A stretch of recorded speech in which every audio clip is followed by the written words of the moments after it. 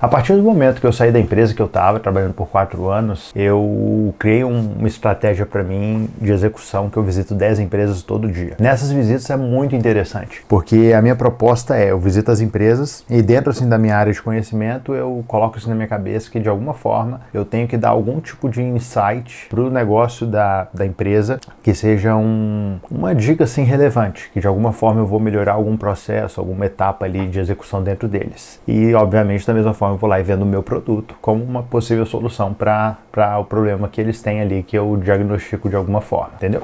E de alguma forma eu consigo diagnosticar ali. Mas é legal porque quando a gente começa a conversar sobre as dificuldades das empresas, eles vão nos dando insights, eles vão nos passando informações que você não receberia simplesmente numa visita batendo na porta querendo empurrar um produto. E é muito massa, porque nessas falas deles eu acabo aprendendo muito. Quando eles estão falando ali sobre processos que eles implementaram, sobre ferramentas que eles usam. Dentro daquilo, obviamente, da solução que eu estou tentando vender, eu vou lá e pergunto como eles fazem. E já foram algumas vezes que eu mais aprendi do que necessariamente ajudei. E ontem foi legal porque em uma dessas visitas, o cara ele falou um negócio bem interessante. Ele falou assim, olha só, todas essas etapas, beleza, a gente faz essa campanha, a gente faz esses disparos aí de mensagens, só que a gente vai ficar bloqueado nesse ponto. E é uma coisa tão boba. Isso aqui vai nos trancar porque vai ficar dependendo de aprovação da área de marketing e no final das contas não vai sair por causa disso. Então a gente precisa criar uma forma fácil de liberar isso. E quando eu tava pensando em relação a essa colocação dele, eu achei muito relevante, porque lembrei do versículo que é o que tá em 1 Coríntios 5, no verso 6, que fala assim, ó: esse vosso orgulho não é bom. Não sabeis que um pouco de fermento faz com que toda a massa fique fermentada.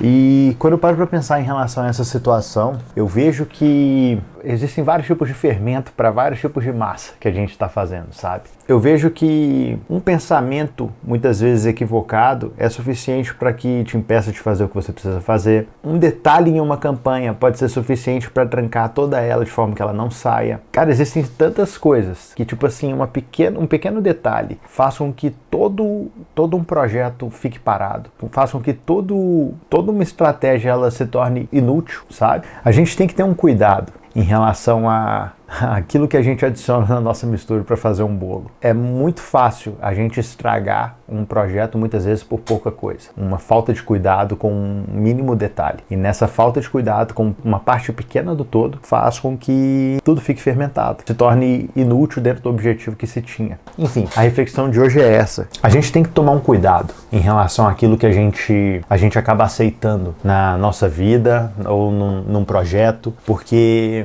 muitas vezes a gente despreza o potencial que aquilo tem de alguma forma distorcer, destruir o propósito principal do projeto em si, por causa de um pouquinho de fermento. Por causa de um pouquinho de fermento a gente pode estragar toda uma campanha. E eu acho que o mais interessante ainda é ter essa capacidade de conseguir compreender aquilo que, se for feito da forma errada, vai bloquear, vai trancar ali na frente. Da mesma forma que esse empresário que eu estava conversando, ele me falou. Ele falou isso aí, eu falei, cara, ele tá coberto de razão, tá certíssimo, e deu pra ver até pela forma assim da fala dele que ele não estava falando do que ele achava, mas é de coisas que ele já tinha vivido na prática. E é fácil perceber que isso é uma realidade, de que muitas vezes você faz um projeto e você, por causa de uma pequena parte que você não projetou, você fica trancado ali por causa de uma aprovação que fica pendente. E você precisa dela para você rodar e você ter sucesso na outra ponta. Mas é algo que você não previu, algo que você teoricamente contava com o trabalho de outras pessoas e esse trabalho não vai ser executado. E aí você já tem que ver uma forma, da mesma forma que ele estava falando,